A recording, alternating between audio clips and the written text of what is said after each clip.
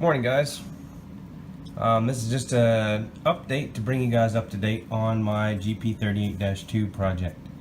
And it's a follow-up to the video of TCSWow sound decoder problems. So I did get a hold of TCS again, and we went over the programming of these number boards here, and found out that I was programming the number boards correctly, but what happened was that the decoder actually has two separate modes, light mode and sound mode, and it's designed to give you more functions on the decoder, more usability of the buttons, but the problem is you have to toggle in between light mode and sound mode, and when you do that there's this voice that says, you know, light mode active or sound mode active, and I just don't like that very much. It's not very realistic. So I told the guy that I want to program it so that I can use, you know, the turn it on in just regular standard operating mode. So in order to do that, you have to program the right CVs in order to make the buttons active in both light mode and sound mode. Okay, so we made the button active, and I got these number boards mapped to button 10 on the controller. And the reason I did that, pardon the mess, guys, I've just been running trains up a storm here, is I want to be able to operate, walk around, control with these UT4 throttles. You can see I already got my locomotive programmed in there. So on these throttles, and I know if you don't use Digitrax, cool, even NCE has a switching throttle here that's similar to this, and even the power cab throttle, I think you have to press a shift key. I don't actually think the power cab throttle lets you get past function 12. But I wanted all my functions to fit inside of 12 functions, at least the ones that I would be using in normal everyday switching moves. I'm going to have more functions above function 12, but they're not going to be the ones that I'm going to be using all the time. And so basically, F0 turns the headlight on and off, F1 rings the bell, F2 blows the horn, and I want to be able to uncouple, so I'm using button 3 to uncouple once I get the digital or DCC uncouplers. F4 I remapped as the brake button when I was on the phone with TCS. F5 does the dynamic brake, F6 does the brake release. So that means without pressing shift I can do pretty much all of my switching operations. Then when holding shift down, I can start the prime mover up or shut it down with F12. F10 turns the number boards on and off. And then F8 obviously is mute, and then I still have F7, F9, and F11 blank for different lighting functions that I can use, whether it's ditch lights or whatever. So that's kind of how I have this designed to be set up. Right now F9 is not blank. F9 is the toggle whistle, so you can switch the whistle. But now that I got the whistle where I want it, I'm going to go ahead and use that button for something else. And I'm probably going to put the toggle whistle on one of the buttons that's like above 12. So if I wanted to change the whistle on a locomotive or a horn, I would have to use like the 402 throttle or something like that, where I can access those functions, or the TCS51, which can access all the functions. So there was one other thing that I recognized is like, okay, obviously this is a trainman locomotive, so the detail is very limited, as you can see when I'm zooming up close right here. But I'm trying to think about how I'm going to detail this, and I actually was looking at a lot of pictures, and I found that okay, so number one, the ditch lights on most of the Indiana Railroad GP38-2s are mounted below the anticlimber. I think this is the wrong snowplow. And then the other thing is this whole time I've been trying to get number boards working on GP38, 3802 and 3803. The Indiana Railroad got rid of the rear number boards. There's no rear number boards on 3802 and 3803. So this is actually prototypically inaccurate, and I'm going to have to change this.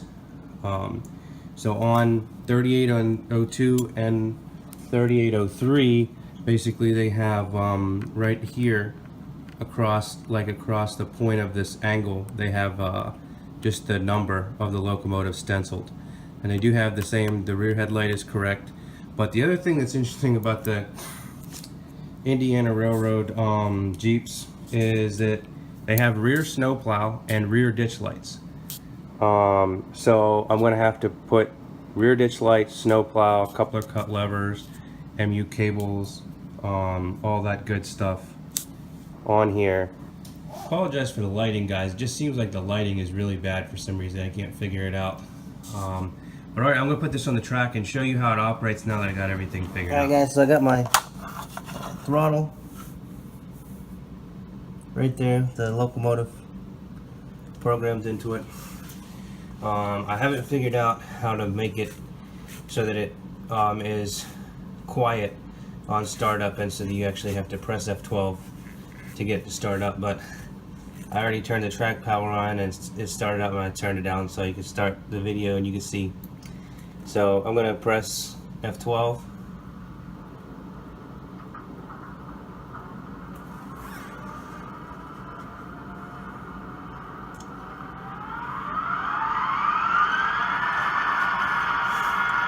And then I'm gonna ring the bell. Now I don't know if this is really the most prototypical bell or not, but I'm not really that much of a bell person. I'm not really that into it, but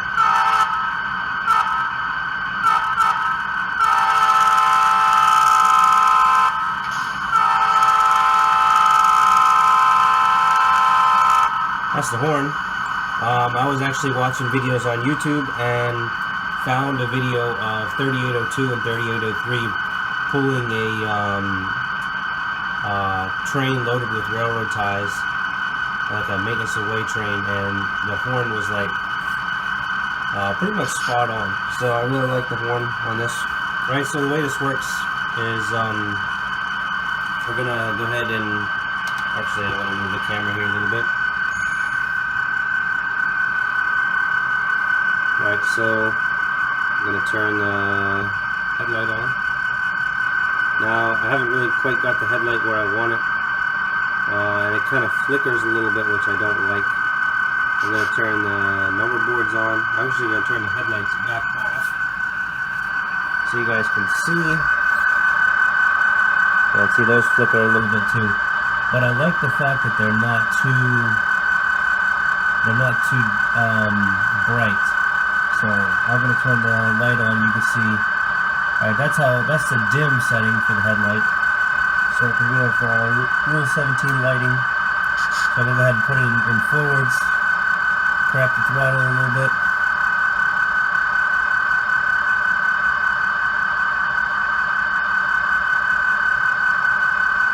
Come on. There we go.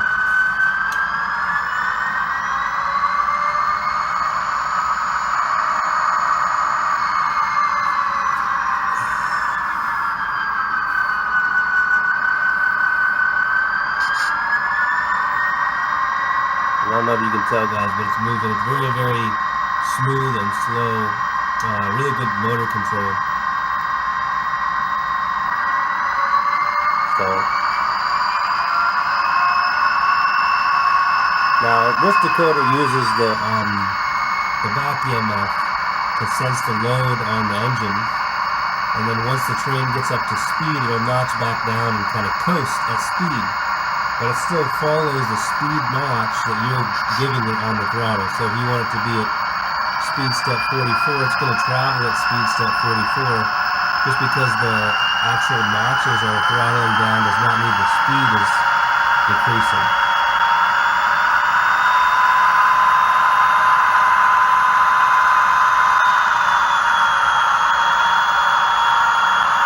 I'm going to nice size little train here.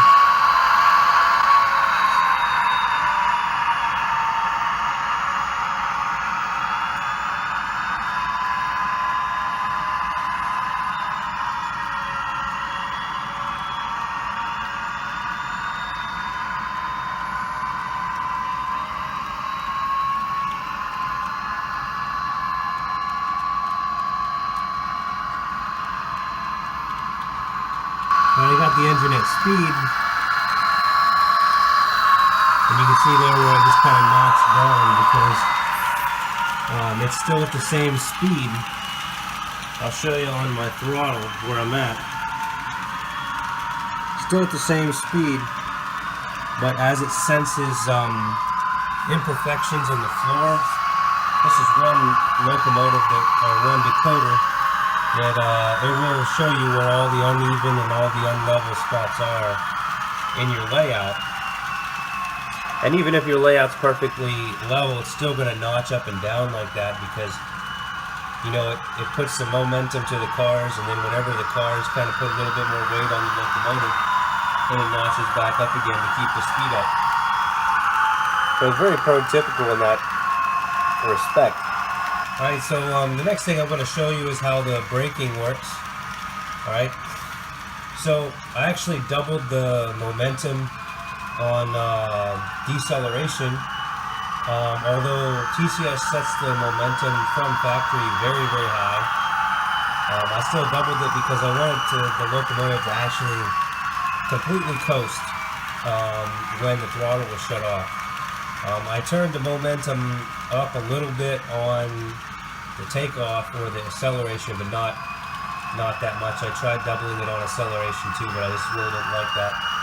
So I think from factory, if you go in JMRI, the acceleration is set to 60, or not the acceleration, the deceleration momentum is set to 60, and I moved it to 120. So if you're in JMRI and you're programming your TCS locomotive, that's kind of the setting that I'm at right here. So I'm going to show you right here, I have my throttle, so I'm going to turn the throttle all the way off, and you'll notice that it notches down because it's no longer trying to hold that speed. But it's still got a lot of momentum. So what we're going to do is we're going to press F5, and you can hear, we come back around to the locomotive, you can hear this is the dynamic brake, taking about 10% off of the momentum of the locomotive, slowing it down about 10% of the time. You can see it's starting to slow down. So if I want to slow it down a little faster, I'm going to press F4, and you can hear the brakes start to engage. Now if it's slowing down too fast, I can press F6, and it'll release the brakes. And then if I want to keep going a little bit farther, I'll just crack the throttle open. And then, alright, I'm ready to stop now, so I'm going to press F4, and it brings it to a stop. Really nice, and it's actually really fun to implement this kind of engineering, you would say, driving of your locomotive engineering into your operations. Think about just simple moves of moving through switches, running around cars, and coupling, uncoupling with this type of really heavy momentum, and literally running the train as though it's actually weighs thousands and thousands of pounds. And you can see I got a nice length little train here. It doesn't struggle at all to pull it. Oh, one other thing, these decoders work on a kind of a last command given type of deal. So let's say you've applied the brake, right? Now you can release the brake by pressing F6. You can hear the air release as it releases the brake, and then the air compressor kicks in. I'm not sure if that's the right air compressor, but you can change it to different air compressors if you want to. There's a lot of different options. Not as many options as ESU, but a lot of different options. Or let's say you've engaged the brake and you've come to a stop. Last command given, which means when you crack the throttle open, it's actually going to release the brake, and you can hear it release the brake there before it took off. Alright, I'm going to get it up to speed. Let's do like a grade crossing. Now the horn is very sensitive too, very much like from what I've seen people demonstrate with the ESU horns. Very sensitive, so you can use the regular horn for a long horn or a short horn.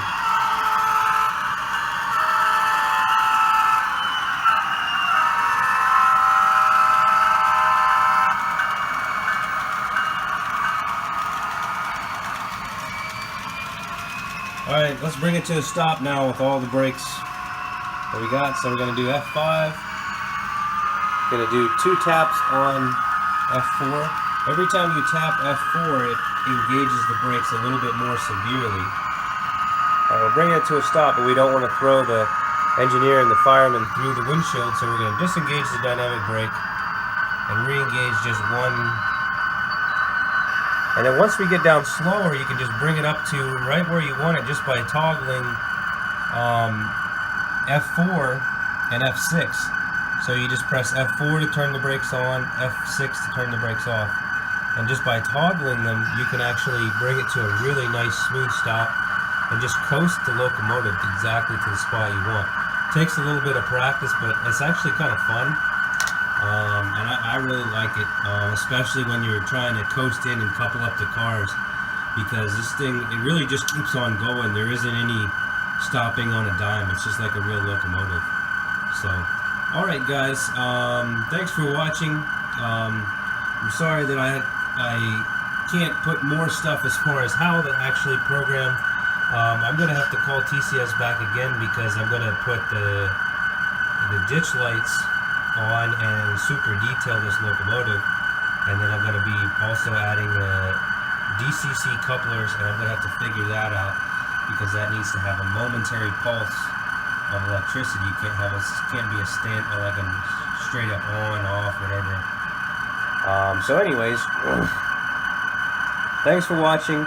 I'll try to keep everybody more up to date as I find more out about this. Definitely, I hope that TCS in the future makes better manuals for their decoders, or better like CV generators. They do have a CV generator on their website to use their 4 CV system of programming, but I haven't had that much luck with it, but we'll see. Alright guys, later.